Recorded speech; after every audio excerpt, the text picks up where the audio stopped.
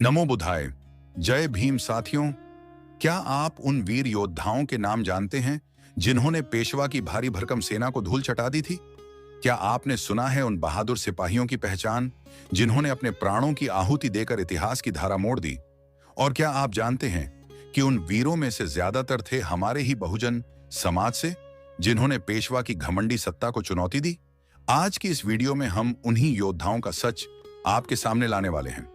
हम विस्तार से जानेंगे कि आखिर कौन थे वे लोग जिन्होंने पेशवा बाजीराव द्वितीय की सेना को परास्त किया। एक एक कर मैं उनके नाम और उनका योगदान आपके सामने रखने वाला हूं। लेकिन साथियों, ध्यान रहे, आधा सच खतरनाक होता है, इसलिए इस वीडियो को अंत तक देखना जरूरी है। अगर आपके पास समय नहीं है, अगर आप पूरी कहानी नहीं सुन सकते, तो कृपया इस वीडियो को यहीं छोड़ दीजिए, क्योंकि अधूरी जानकारी लेकर बहस करना समाज को गुमराह करना है। पर अगर आप सच जानने आए हैं तो अंत तक हमारे साथ बने रहिए। और अगर आपके पास कोई नई जानकारी हो तो हमें मेल जरूर कीजिए। जो साथी चैनल पर नए आए हैं उनसे निवेदन है, चैनल को सब्सक्राइब कीजिए। कमेंट में लिखिए कि आप ये वीडियो कहां से देख रहे हैं, और सबसे जरूरी, इस वीडियो को शेयर कीजिए। याद रखिए, हमारा इतिहास पहले ही बहुत दबा दिया गया है।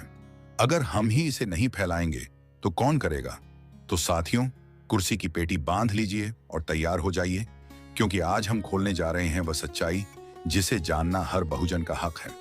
क्या आपने सोशल मीडिया पर देखा है भीमा कोरेगांव शौर्य दिवस को लेकर कितनी बातें चल रही हैं? कोई कहता है कि यह सिर्फ अंग्रेजों की जीत थी, इसमें दलितों का कोई योगदान नहीं था। कोई कहता है कि यह पूरी तरह महार समाज की जीत थी। कोई पेशवा की सेना को 28,000 बताता है, कोई 20,000। कुछ लोग तो यहां तक कहते हैं कि यह कोई बड़ा युद्ध नहीं था, बस एक छोटी सी भिड़ंत थी। और कुछ लोग इसे स्वतंत्रता संग्राम का हिस्सा बताकर पेश करते हैं। अब साथियों, आपको ध्यान से सुनना होगा, क्योंकि यहीं सबसे ज्यादा भ्रम फैलाया जाता है। आधा सच लेकर बातें होती हैं और समाज गुमराह होता है। लेकिन हम यहां सच बता रहे हैं, दस्तावेजों और इतिहास पर आधारित। सबसे पहले समझिए, यह युद्ध सिर्फ अंग्रेजों की जीत नहीं थी। अगर अंग्रेजों की तरफ से महार समाज के 500 से ज्यादा सैनिक न होते तो यह लड़ाई जीतना नामुमकिन था। 834 सैनिकों की उस टुकड़ी में से आधे से ज्यादा महार समाज से थे। यानी अंग्रेजों के झंडे तले सही, लेकिन लड़ाई लड़ रहे थे हमारे ही समाज के बेटे। तो ध्यान रखिए, यह जीत अंग्रेजों की नहीं, यह जीत उन बहादुर सिपाहियों की थी जिन्होंने जातीय अपमान सहते सहते पेशवा की घमंडी सत्ता को ललकारा। दूसरी बात, क्या पूरा श्रेय सिर्फ महार समाज को जाता है? देखिए, सेना में मराठा, राजपूत, मुस्लिम और यहूदी सैनिक भी थे। लेकिन जब आप विजय स्तंभ देखते हैं तो वहां दर्ज नामों में 22 नाम महार समाज के हैं। यह कोई छोटी संख्या नहीं है। यह बताता है कि शौर्य और बलिदान में सबसे आगे हमारे ही समाज के लोग थे। इसलिए इसे महार समाज और बहुजन समाज की जीत कहा जाता है। अब पेशवा की सेना की संख्या पर आइए। कुछ लोग कहते हैं 20,000, कुछ कहते हैं 28,000। सच्चाई यह है कि मराठा दस्तावेजों और अंग्रेजी रिकॉर्ड में संख्या 20,000 से ऊपर बताई गई है, और अंग्रेजों की तरफ थे केवल 834। अब आप खुद सोचिए, 834 बनाम 20,000, और फिर भी जीत किसकी हुई? सोचकर ही दिल गर्व से भर जाता है। अब यह भी सुनिए, इसे स्वतंत्रता संग्राम की लड़ाई कहा जाए या नहीं, सच यह है कि यह अंग्रेज बनाम पेशवा की लड़ाई थी। अंग्रेज अपने साम्राज्य के लिए लड़े, पेशवा अपनी सत्ता बचाने के लिए। लेकिन इस लड़ाई का असली मायना सामाजिक है, क्योंकि महार समाज के सैनिकों ने पहली बार अपने ही देश की जातिवादी सत्ता को चुनौती दी। और यही वजह है कि बाबा साहेब आम्बेडकर ने इस जगह को बहुजन समाज का शौर्य दिवस घोषित किया।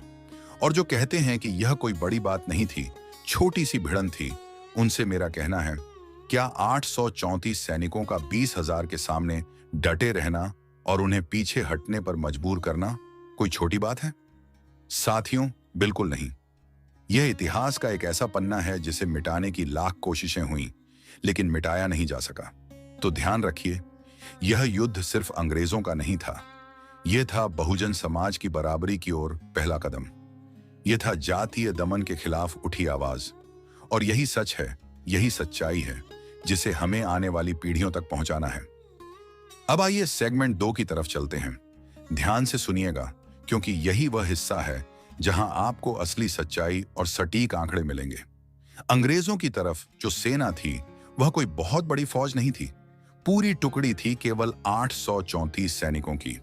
अब आप सोचिए, पेशवा बाजीराव द्वितीय की 20,000 से ज्यादा की सेना और सामने केवल 834। तो सवाल यही उठता है कि इन 834 में कौन थे वो लोग जिनकी वजह से यह लड़ाई इतिहास बन गई।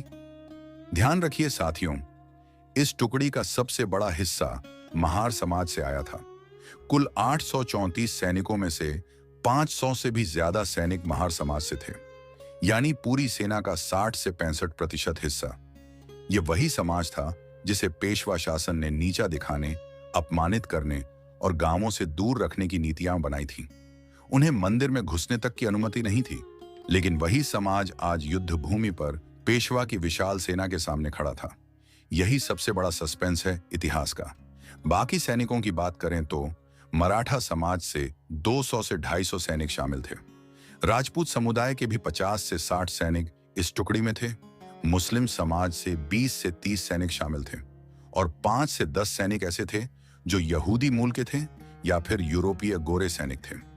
अब आप ध्यान दीजिए, यह कोई अंग्रेजों की पूरी यूरोपीय सेना नहीं थी। इसमें भारत के अलग अलग समुदायों के लोग शामिल थे, लेकिन सबसे ज्यादा बहादुरी दिखाने वाले थे महार समाज के योद्धा। और यही सच है जिसे आज भी दबाने की कोशिश की जाती है। जब आप यह आंकड़े सुनते हैं तो साफ दिखाई देता है, यह लड़ाई केवल अंग्रेज बनाम पेशवा नहीं थी। यह थी उस समाज की लड़ाई जिसे सदियों से अपमानित किया गया, और जब मौका मिला तो उन्होंने उसी सत्ता को चुनौती दी जिसने उन्हें इंसान समझने से इनकार किया था। साथियों, एक बार फिर ध्यान से सोचिए, अगर महार समाज के 500 से ज्यादा सैनिक इस टुकड़ी में ना होते तो क्या 834 सैनिक 20,000 से ऊपर की पेशवा सेना के सामने टिक पाते? जवाब है नहीं। यही कारण है कि भीमा कोरेगाम आज भी हमारे लिए शौर्य का प्रतीक है। अब तक आपने जाना कि सोशल मीडिया पर क्या भ्रम फैलाया जाता है और उसका सच क्या है। आपने यह भी सुना कि अंग्रेजों की 834 की टुकड़ी में 500 से ज्यादा सैनिक महार समाज से थे। लेकिन अब सबसे अहम सवाल, उस युद्ध भूमि पर हुआ क्या था और कौन थे वे वीर सिपाही जिनके नाम आज भी पत्थर पर अंकित हैं? साथियों, ध्यान से सुनिएगा, यह कोई साधारण दिन नहीं था। यह था सन 1818, 1 जनवरी का दिन। सुबह 9 बजे अंग्रेजों की छोटी टुकड़ी कर्नल स्टॉन्टन के नेतृत्व में भीमा नदी किनारे पहुंची। सामने थी पेशवा बाजीराव द्वितीय की 20,000 से ज्यादा की सेना। यह संख्या सुनते ही आप अंदाजा लगा सकते हैं कि अंग्रेजों की टुकड़ी कितनी छोटी थी। लेकिन उस टुकड़ी में मौजूद महार समाज के सैनिकों ने ठान लिया था कि वे पीछे नहीं हटेंगे। सुबह से लेकर दोपहर तक युद्ध चलता रहा। तोपें गरज रही थीं, तलवारें टकरा रही थीं और गोलियां बरस रही थीं। लेकिन बहुजन समाज के ये बेटे पेशवा की भारी भरकम सेना के सामने सीना तान कर खड़े रहे। शाम 3 बजे के बाद पेशवा की सेना पीछे हटने लगी और यहीं से इतिहास बदल गया। अब साथियों, असली गौरव की बात सुनिए। इस युद्ध में जो सैनिक शहीद हुए उनके नाम विजय स्तंभ पर अंकित किए गए। कुल 49 नाम हैं और इनमें 22 नाम हैं महार समाज के। हाँ, 22 नाम। यही वे नाम हैं जो आज हमारे आत्मसम्मान का प्रतीक हैं। ध्यान से सुनिए, यह रहे वे 22 शहीद महार सैनिकों के नाम। गणपत गायकवाड़, सयाजी नक, रामा नक, भाऊ नक, सयाजी नक। दूसरा, गणपत नक, धनाजी नक, पिराजी नक, रघुनाथ नक, सुखलाल नक, बापू नक, नारायण नक, रामजी नक, लक्ष्मण नक, सिद्धनाग नक। कहीं इसे सिद्धनाग भी कहा गया है। विठोबा नग, यशवंत नग, बाला नग, भाऊराव नग, गंगाजी नग, नारो नग और सखा राम नग। ये सिर्फ नाम नहीं है, ये शौर्य की वह गवाही है जिन्हें पेशवा की सेना भी मिटा नहीं पाई। आप गौर कीजिए, इन नामों के अंत में नख या नाक प्रत्यय आता है। यह महार समाज की पहचान का प्रतीक है। यही बताता है कि किस तरह एक ही समाज ने इस लड़ाई में अपनी जान देकर इतिहास में अमिट छाप छोड़ी।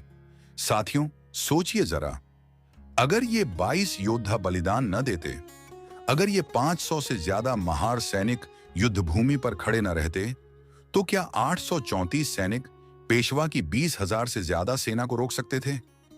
बिल्कुल नहीं। यही कारण है कि भीमा कोरेगाम केवल एक युद्ध नहीं, बल्कि बहुजन समाज के आत्मसम्मान का प्रतीक बन गया। तो अगली बार जब कोई आपसे कहे कि यह अंग्रेजों की जीत थी या एक छोटी मोटी भिड़ंत थी, तो आप उन्हें यह नाम सुनाइए। यह नाम हमारे पूर्वजों के खून से लिखी गई गवाही है। अब तक आपने सुना कि युद्ध कैसे हुआ, 834 बनाम 20,000 का संघर्ष कैसे लड़ा गया, और कौन थे वे 22 वीर महार सैनिक जिनके नाम विजय स्तंभ पर अमर हो गए। लेकिन अब सवाल यह है, बाबा साहेब भीमराव आंबेडकर ने इस युद्ध और इस स्मारक को इतना महत्व क्यों दिया? साथियों, ध्यान से सुनिए। भीमा कोरेगांव की लड़ाई को 1821 में अंग्रेजों ने विजय स्तंभ बनाकर यादगार बनाया। उन्होंने उन शहीदों के नाम पत्थर पर अंकित कर दिए। लेकिन यह स्मारक सिर्फ पत्थर नहीं था, यह बहुजन समाज की बहादुरी का प्रमाण था। बाबा साहेब आंबेडकर पहली बार सन 1927 में इस विजय स्तंभ पर पहुंचे। आप सोचिए, वह समय जब जातिवाद अपने चरम पर था, जब दलितों को इंसान तक नहीं माना जाता था। ऐसे समय में बाबा साहेब इस स्तंभ पर गए और वहां माल्यार्पण किया। उन्होंने यह स्पष्ट संदेश दिया कि यह युद्ध बहुजन समाज का शौर्य है, आत्मसम्मान है और यह हमारी विरासत है। साथियों, बाबा साहेब ने कहा था, भीमा कोरेगांव की यह लड़ाई दिखाती है कि जिन लोगों को समाज में दबा दिया गया था, वही लोग जब मौका मिला तो सबसे आगे खड़े हुए और अन्याय को चुनौती दी। सोचिए, यह कितना बड़ा संदेश है। अब जरा ध्यान से सुनिए। बाबा साहेब ने इस जगह को दलित समाज की चेतना का केंद्र बना दिया। उन्होंने इसे केवल अंग्रेज पेशवा की लड़ाई नहीं माना, बल्कि इसे जातिवादी दमन और बराबरी की लड़ाई का प्रतीक बताया। और तभी से हर साल 1 जनवरी को लाखों लोग इस स्तंभ पर जाते हैं। इसे हम सब भीमा कोरेगांव शौर्य दिवस कहते हैं। आज सोशल मीडिया हो या अखबार, लोग लाख बहस कर लें, लेकिन सच्चाई यही है कि इस स्मारक को बाबा साहेब ने ही बहुजन आंदोलन का प्रतीक बनाया। अगर बाबा साहेब इसे महत्व न देते तो यह केवल एक अंग्रेजों का स्मारक बनकर रह जाता। लेकिन बाबा साहेब ने इसमें छिपा बहुजन समाज का गर्व निकालकर सबके सामने रखा। साथियों, आपसे एक सवाल है, अगर बाबा साहेब ने इस स्मारक को न अपनाया होता तो क्या आज हम भीमा कोरेगांव शौर्य दिवस मना रहे होते? नहीं। यही वजह है कि हमें बाबा साहेब के इस योगदान को हमेशा याद रखना चाहिए। तो ध्यान रखिए, यह सिर्फ अतीत की घटना नहीं है, यह आज भी हमारी पहचान है। यह हमें बताता है कि अन्याय कितना भी बड़ा क्यों ना हो, अगर समाज जाग जाए तो उसे हराया जा सकता है। अब तक आपने सुना कि भीमा कोरेगांव की लड़ाई क्यों हुई, कौन थे वे सैनिक, किस तरह 834 बनाम 20,000 का संघर्ष लड़ा गया, कैसे 22 महार वीरों के नाम विजय स्तंभ पर अमर हुए, और बाबा साहेब आंबेडकर ने इसे बहुजन समाज का शौर्य दिवस बना दिया।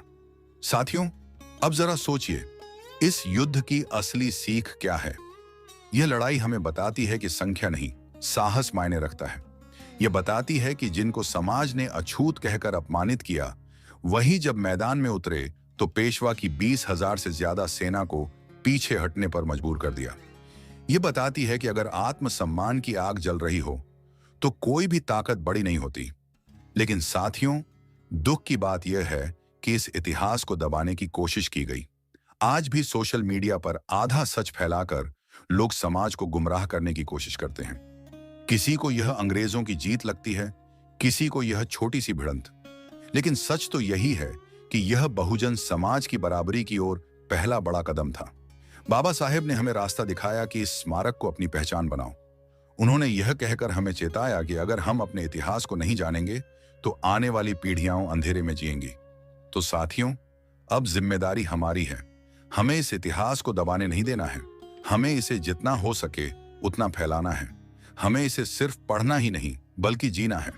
तो साथियों, आपसे मेरी विनती है, इस वीडियो को ज्यादा से ज्यादा लोगों तक पहुंचाइए।